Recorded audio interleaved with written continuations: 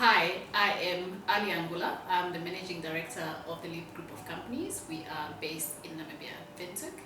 It is my pleasure to share my little bit of insight of my entrepreneurial journey thus far.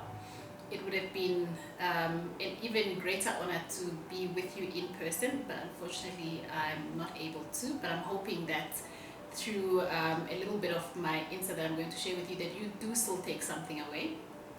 I would like to share with you a little bit of why we started this journey as Leap, the group of companies, some of the lessons that we've learned along the way, as well as the importance of failing in entrepreneurship.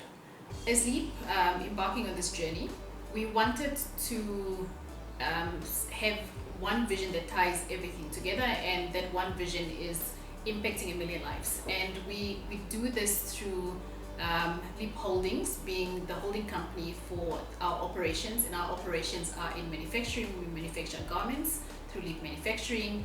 We grow crops because we're trying to backward integrate to fund the experimentation for our crops that will eventually give us fiber for our clothing that we manufacture, and those crops we grow through a company called Leap Agribusiness. So we are in farming, and we retail a brand that we manage under Leap, which is My Republic. I would think that a lot of great entrepreneurs that have been successful would not end up in the same position that they thought initially when they got into business this is where they had wanted to be, and that's certainly been true for us. And on this journey, we started out, we wanted to go into we wanted to launch a clothing brand. We wanted to launch a clothing brand that we can retail in any street in the world, and it will sit comfortably. And that brand name that we eventually came to was My Republic. But we were also, along this manufacturing journey, we wanted to be able to play a part in each one of the value chains, or play a part in the value chain. So we set up for ourselves and we said, okay, so where do you start when you're making clothes? You've got the inputs, the fabric, right? Where do you get the fabric from? That fabric comes from either a plant or it's synthetic, it's man-made. And we wanted to encourage families around Namibia to grow cotton for us, which we could then gin. And we started on this journey, and then we realized, but hang on, that might not work in Namibia because we've got a lot of country, or a lot of cattle farmers around the various farms. And because of our farming practices, we thought it's going to be quite hard to convince people to grow cotton for us. I remember I went to my mom, and my mom is an agriculturalist and she's a rural development officer. And I said to her, can I experiment in your field growing cotton? And she looked at me and she said, with all my love that I have for you and the understanding of this crop and the type of seed that we've got on the continent, I will not allow you because it's going to bring pests to everything else that I've got in my field. So that was the first one. And then along the journey, there have been many changes to what you would initially think is a safe way of going into it. So it's really just been through failure. Every time we failed at something, we looked at it and we said, okay, fine, so we failed, this hasn't worked. How do we overcome either that failure? How do we overcome the challenge? And every time we found a way around it, and it's really been through just asking questions. So I say to the team, for as long as we can keep asking questions and we've got an answer, we don't give up. It's at that point when you come to a junction and you're asking a question and you just don't have an answer. Maybe you then have to think, do I have a business model challenge? Is there things that I need to change? But for as long as you can keep asking yourself a question and you've got an answer, even if it's not the right answer, but you certainly have got an answer, you've got something that you can try, then you keep going. And that's the way that we do things here at Leap. So we started out with a vision. We're keeping true to our vision. But in terms of execution, we've had many failures. So it's only really through failure, and we literally at this company fail every day.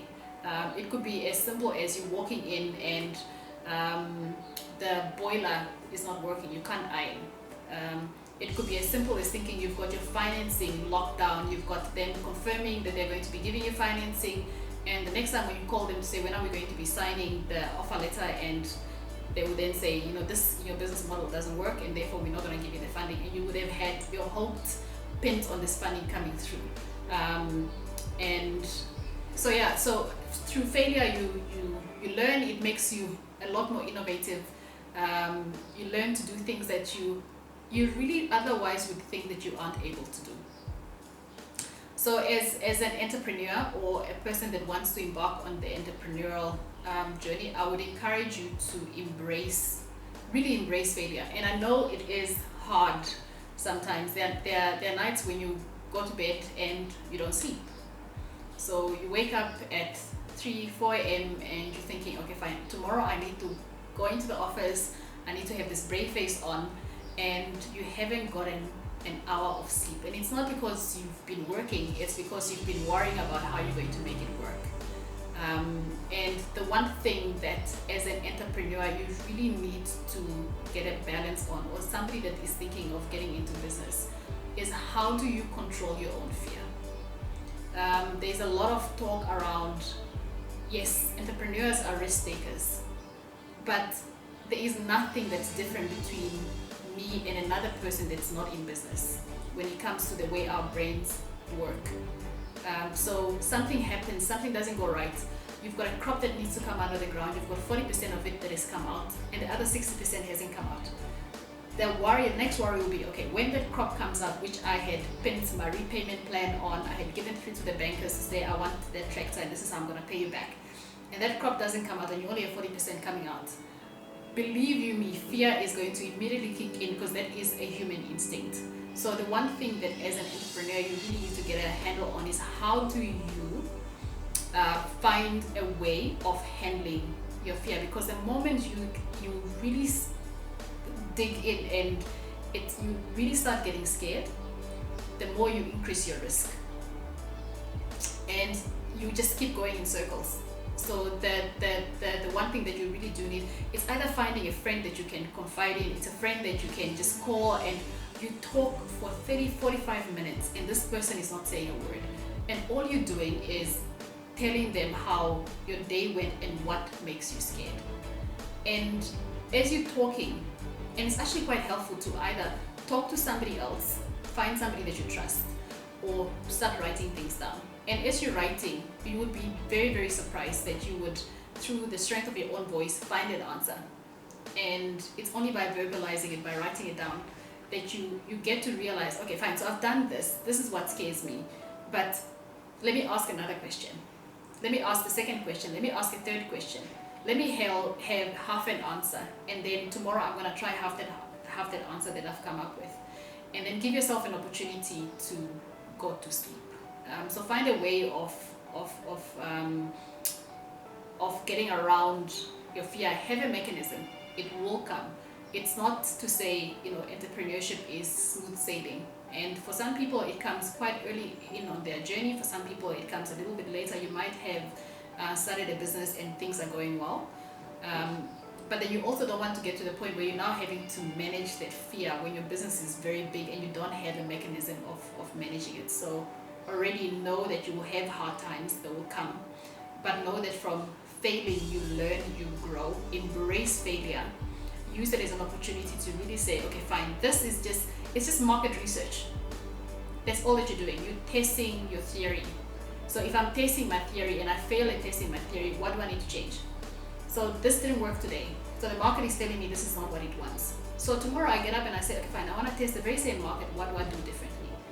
And then finding a way of managing your fear. Because if somebody were to give me advice when I started on this journey, I think that would have been probably the two things that I would say to myself. Embrace failure and find a way of managing your fears. So in closing, there's one quote I would like to leave you with, and this quote sort of summarizes everything for me. It's a quote by Mark Twain, and it says, 20 years from now, you'll be more disappointed by the things that you didn't do than by the ones you did do. So throw off the bowlines, sail away from the safe harbor, catch the trade winds in your sail, explore, dream, discover.